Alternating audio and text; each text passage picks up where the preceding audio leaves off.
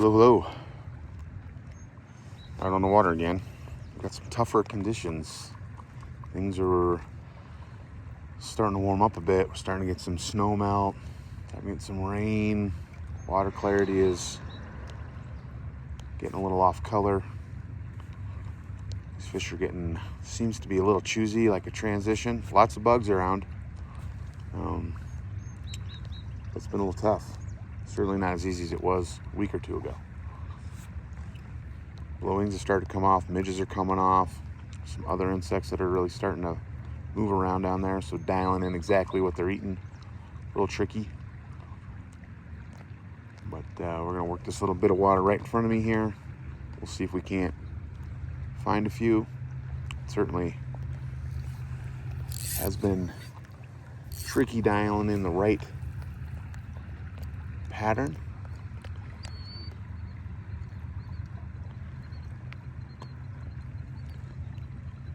We'll see if we can't find a couple. There's one. And he's gone. So far the pheasant tail, a smaller pheasant tail or Frenchie, has been my best fly today.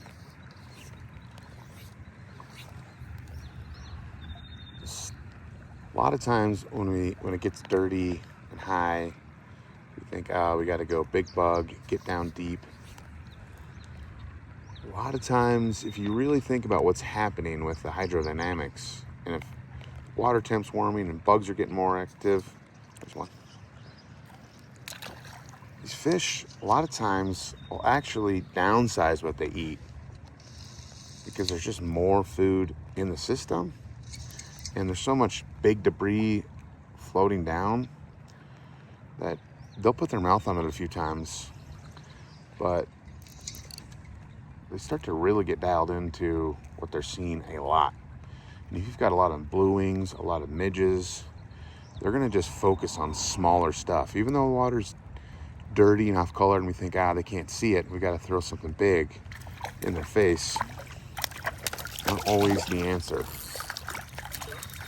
Oftentimes when it gets dirty and high, those fish will actually start eating smaller stuff. So small, in fact, that if you try to pump their stomach, you probably won't even get anything out of there, really. And if you do, it won't look like much. Sun is shining. We've got dirty water. We've got a few fish feeding here. See if they keep eating this pheasant tail.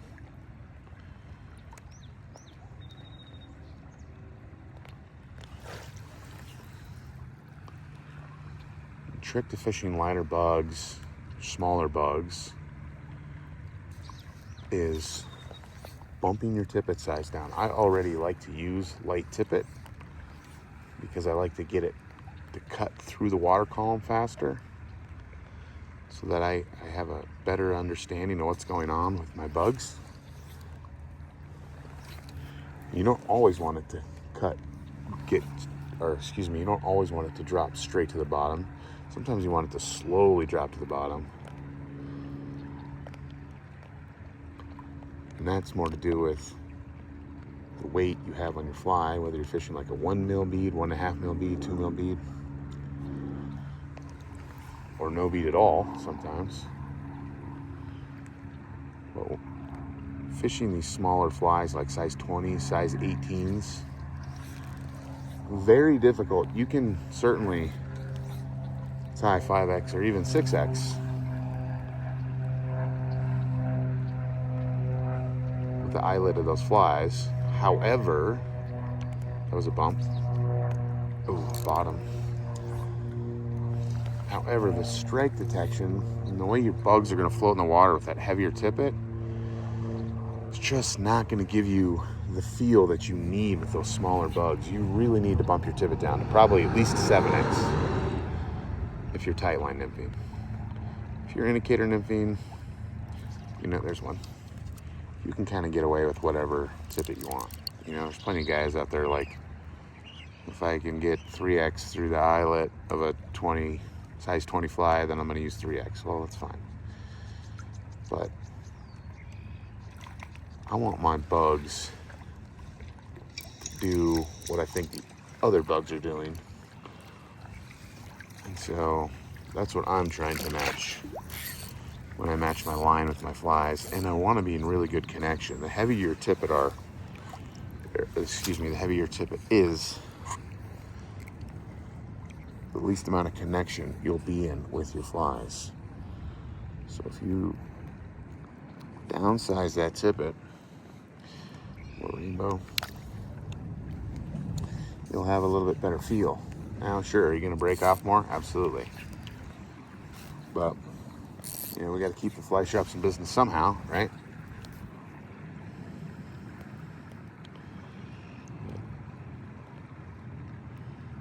There's ways you can protect your tippet. There's ways you can fish that lighter tippet and not break off all the time. One way is to use a lighter rod. 5-weight rods in today's market, and they're pretty fast, powerful rods. It's pretty hard to fish 5X on a 5-weight rod and not break off all the time. That's a tricky endeavor. Even 4X sometimes. Especially if you're an indicator fisherman fishing, or even dry fly fishing. You go to pick up, set the hook. Oftentimes, just the hook set alone will break that tippet. Just because of the way the rods are built now. The rods are built more to cast these days than they are to fish. The rod that I'm using, under development, we're trying to develop. It's the bottom again. Come on, get off there. Developing a rod that you can fish really light lines effectively and not break off, because the rod itself has a ton of tippet protection built into it without being too weak to really cast. So it's a fine line there of wanting enough sensibility or sensitivity, to be able to feel what you're doing, but enough rod to make a good cast in windy conditions, or if you need to make it a little bit further cast. The rods we're working with now that we've got do just that. They're great. I'm fishing 8X. I've hit bottom a couple times, as you've seen there. Granted, you can say, oh, the fish you're catching are small. Yeah, they're small. But I feel confident. If I were to hook a 20-inch fish, I could land it on 8X with this system. I think I finally got that stick or whatever was out of there. There you go, catch of the day. Branch. Ooh, sun went away. I bet we get one here. Let's see. Let's see if we can get one now. Another tip: if you're fishing on an overcast day and you're tight lining and you're fishing with a sighter, or maybe you got a paint marker in your fishing light line, sometimes it's really difficult, depending on the lens you have in your sunglasses, to pick that color up. So fishing on an overcast day, you always want to try to use a lens that's a little bit brighter, like a yellow or amber or rose or something like that.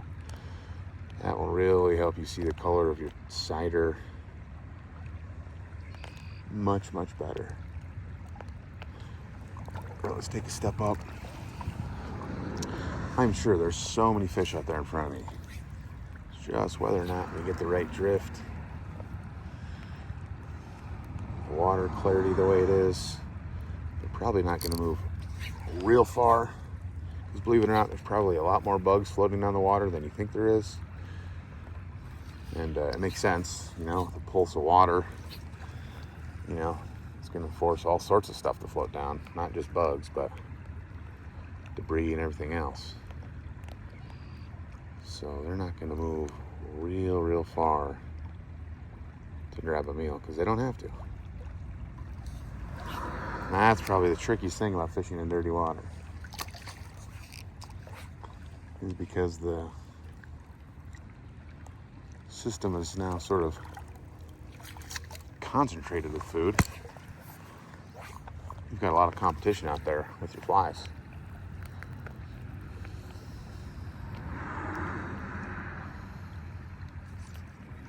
There we go. Put it on that one. It's a little bit better fish. So here we go. You know, this is probably a 12 to 14 inch fish on 8X. And very doable. Might even be a little bit bigger. This one might be pushing 15 inches. I don't know if you can see that rod working in the video, but this rod is so dynamic. A casting rod, like a more modern rod, it wants to get to static so badly that even though the fish is sort of pulling on it, the rod is wanting to pull on the fish too.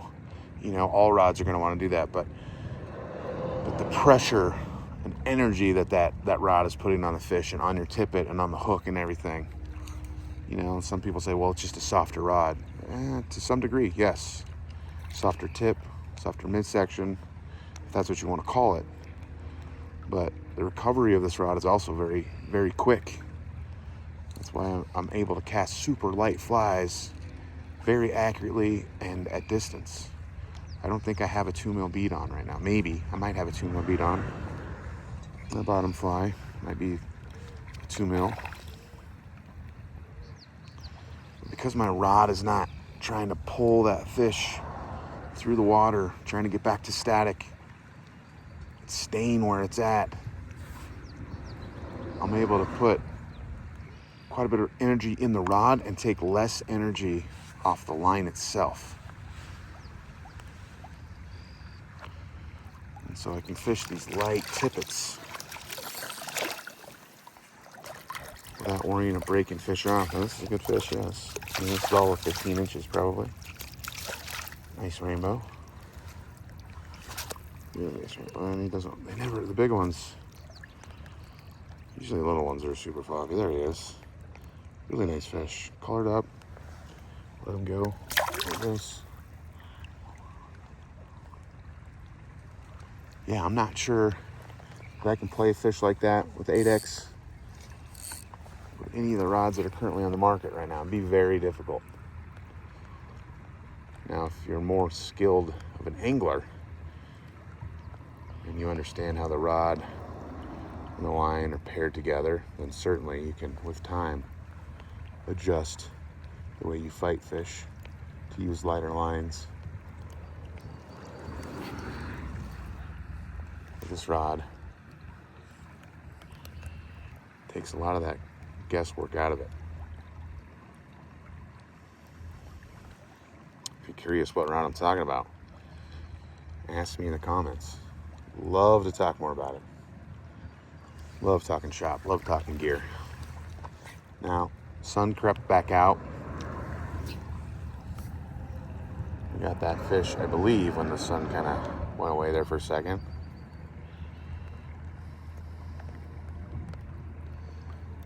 There the sun goes. There it goes.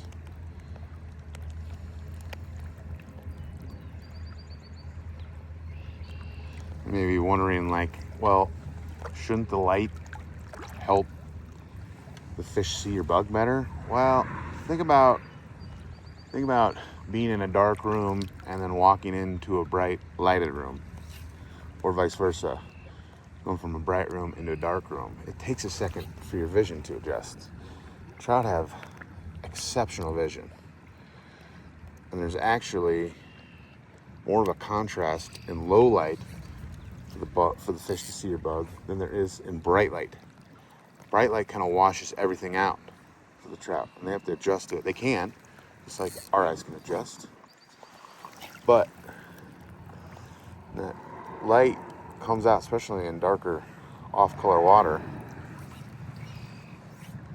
It washes everything out for those trout, and they have a hard time seeing. So when the light goes away for a second, they can actually see a little better. Let's see, it's shady right now. We'll see if we can get one.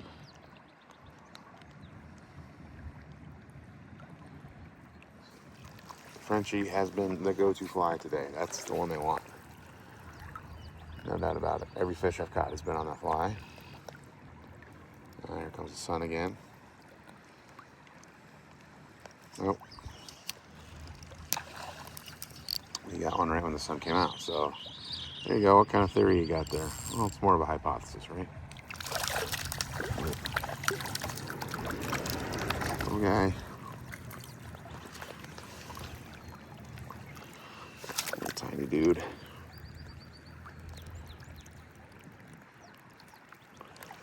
Right back in the drink. That's it. Pretty simple fly pattern. It's about as easy as it gets. 3 materials: pheasant tail, some dubbing, and a bead on a hook, I guess, if you want to count that. That's part of the materials. Throw a thread in there. Okay, well.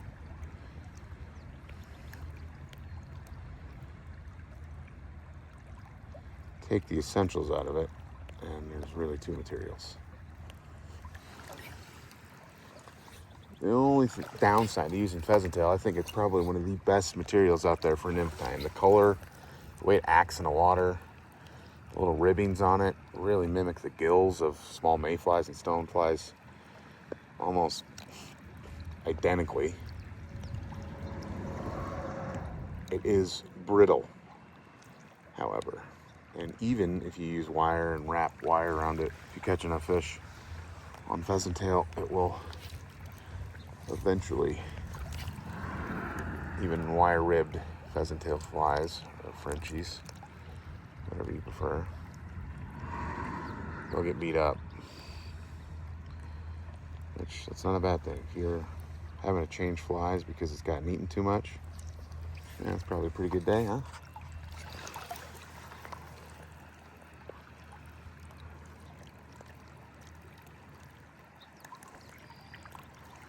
Take a few more casts here. The sun went away, so we'll see if we can get one more here. Take a step up. Well, the sun's back. I would just quit talking about it and probably stay cloudy. Wind's supposed to pick up. It's supposed to be blowing right by now. I'm taking advantage of the fact that there's no wind right now. Loving it. The sun is shining on and off. Perfect day for fishing. One of my favorite types of days to fish. Love partly overcast.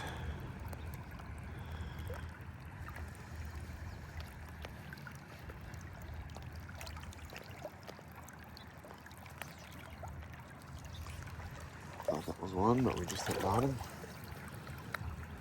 Should be another one up here.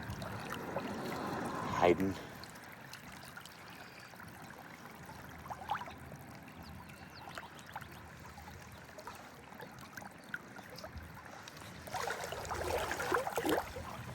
One more, come on, one more for the camera. And I'll call it a day.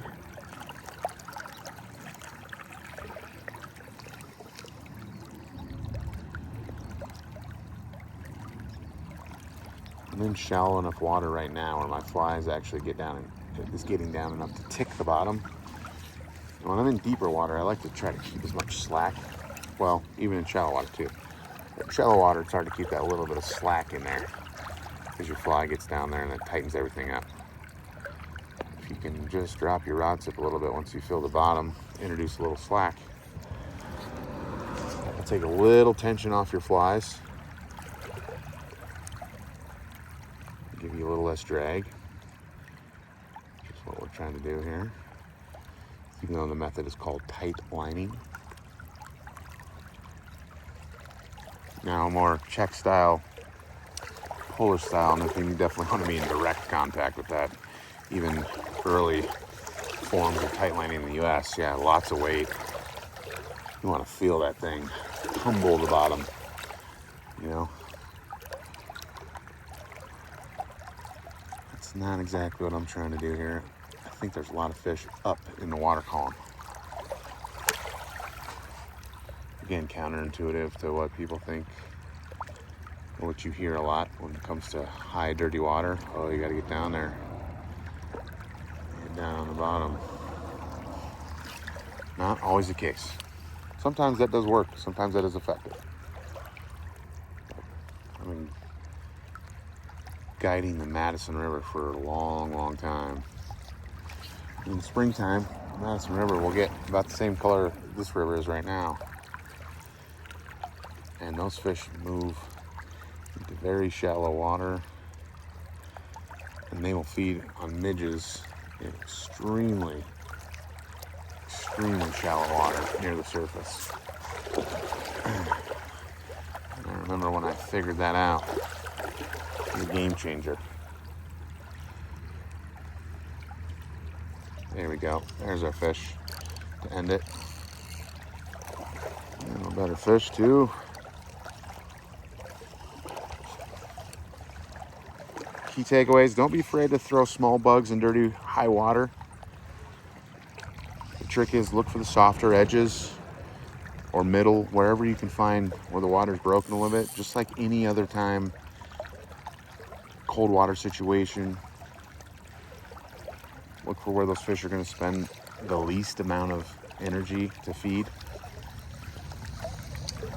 Where I just caught this fish right here is I'm standing on a big gravel bar, and a lot of times there's fish where I'm at, but it's moving just a little bit too quick. Between me and the faster moving current out there, there's a little bit of a break, just enough for those fish to sort of stack in there.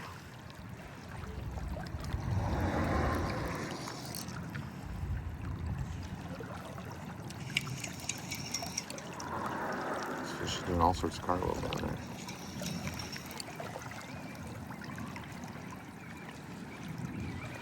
Sunny days. Oh, gotta use a little more line out. Here we go. Wanted to make sure. Kind of lost my train of thought there, landing that fish. Yeah, don't be afraid to try smaller bugs in high dirty water. Just fish them in the soft edges. If you're having trouble seeing your cider on a cloudy day, go ahead and get yourself some amber or yellow or rose lens sunglasses. They don't have to be expensive. Get the, $40 whatever they are at the gas station or at the fly shop. As long as they're polarized, they'll do the trick. Yeah. More tips, tricks, content, bad jokes. Stay tuned. More to come.